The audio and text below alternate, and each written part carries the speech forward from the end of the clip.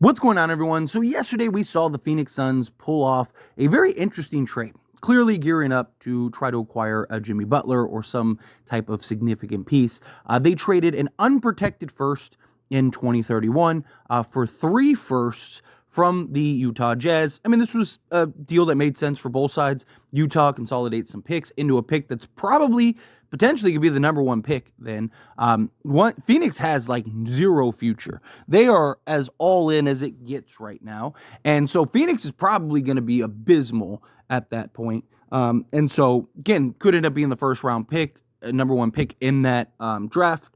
And then from Phoenix, right, again, you're all in. So if you can take those picks, Bradley Beal, and go get Jimmy Butler, who they really seem adamant to go and acquire, well, then there you go, right? It's a win-win for everybody, and then Phoenix will have to figure out their future, how they figure out their future. They have to draft really well with the picks that they do have that they can't trade. But, of course, with this, it begs the question of, like, why haven't the Lakers done something like this, right? I've seen a lot of comments from people that are like, can't believe Phoenix did this. Why haven't the Lakers, done that?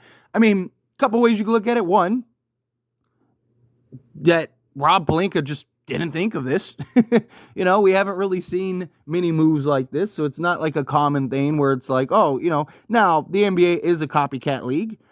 It's odd because something like this, Danny Ainge would have done in a heartbeat. Danny Ainge has said publicly that he believes the Lakers picks are the best picks on the market. Maybe with Phoenix situation, maybe that's changed since then, because he did say it last year, but that Danny Ainge looks at the Lakers picks as like some of the best picks that you can get, because he believes once this LeBron and AD era ends, that those picks are going to have a ton of value. And so Danny Ainge is banking on that. So Lakers might have been able to do something like that, go and take a first and end up getting, several picks.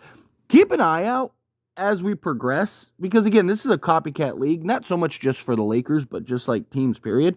The Oklahoma City Thunder have like 14 firsts in the next 5 years.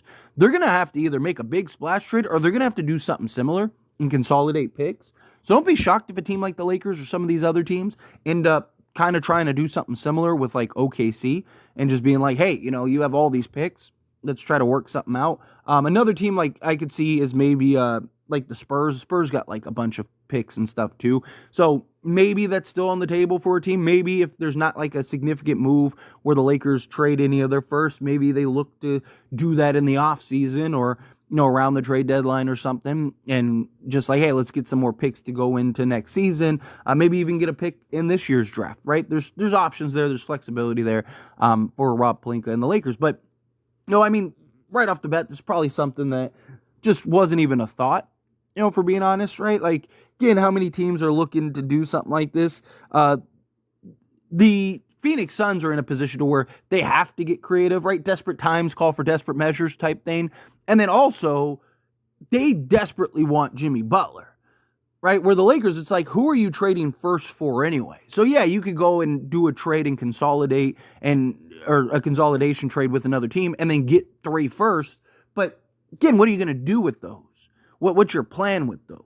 Right? No one that's on the market right now makes sense. Now, maybe for, if like a De'Aaron Fox becomes available, right? Well, then sure. Now the Lakers can maybe look to go make a move, look to go make a trade like that in the offseason. Again, now that you know that that's something that's on the table, maybe the Lakers hit up a team like OKC and go, hey, we'll give you an unprotected, 2031 first, and then take those picks plus their last tradable pick, and now they got 4 firsts to go and take to go get a De'Aaron Fox or something like that, right? Like, that could always be a possibility. That could always be something where, maybe you're able to configure something like that. But this also would make sense even now in the sense if they did want to go get, say, several key players, right? So, for example, right, let's say, forget the offseason and like a De'Aaron Fox, like even now, if you were to go get 3 firsts, supposedly Cam Johnson you could have for 2 firsts. So if you could turn one of your picks into 3 more, right? Well, then maybe you could go and get,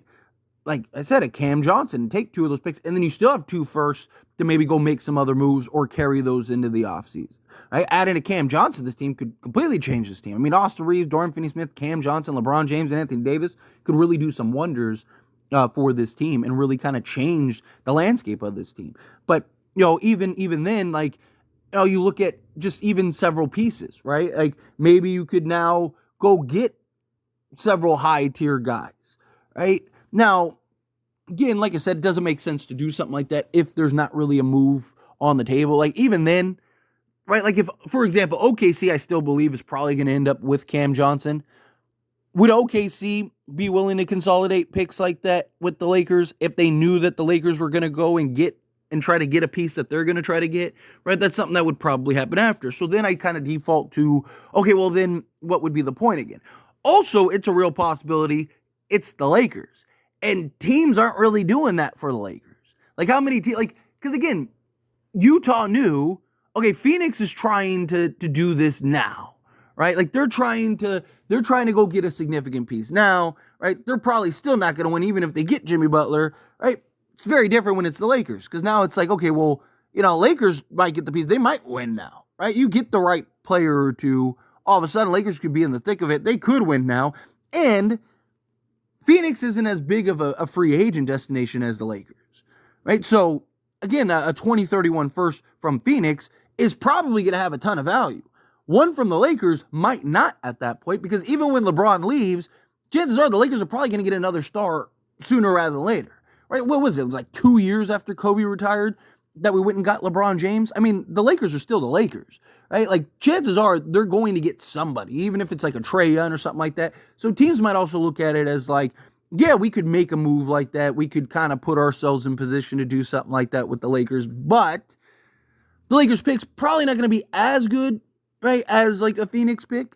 Like you need to find somebody that either desperately needs to consolidate, like a team like the Thunder, where they're just like, yeah, we're not going to draft 5 players a season, so we need to figure out what we're going to do with these picks, and then maybe a team like the Lakers and Rob Pelinka can figure something like that out, or the alternative is that the Lakers need to find a team that believes, right? Like Danny Ainge, I believe, was one of those people. And now he's probably off the board in that regard. But Danny Ainge is one of those people that believe the Lakers pick is going to be good and is willing to bet on it. I mean, it's why he did the Russell Westbrook deal when everyone said that, oh, it would take 2 firsts just to get off of Russell Westbrook. That's not counting anything else. That's not counting getting players back or any of that stuff, right? And look what happened, right? We ended up getting what we needed. We were in the conference finals, and Danny Ainge was happy, and he did it for a protected first, right? So, like, imagine what he would do for an unprotected first. So maybe you could still pull something like that off. Maybe that's still an option at some point, but, I just think the reason is probably just not thinking that way. And I know people are going to look at it as like, well, that's why Rob Pelinka is this, that, and the other. But in all honesty, right, like you don't see that type of move often, if ever. Like, so it's not a common thing. I mean, how many teams are looking? Like, there's several teams that would have really benefited from making a move like that, right? So, that's kind of my thought process. But as always, this is a discussion, and I've asked a question on you. Let me know yours down in the comments below. What do you think? How do you feel? What are your thoughts? Are you disappointed the Lakers didn't pull something like this off? Do you think like, nah, it's okay. Let's see what the end result is. However you feel, whatever your thoughts are. Either way, I would love to hear it. So let me know down in the comments below. That being said, if you haven't liked this video, hit that like button. Helps me a lot as we enjoy these types of videos. I truly appreciate it. Not subscribe channel, hit that subscribe button. Turn on the bell notifications. Appreciate y'all. See you in the next one.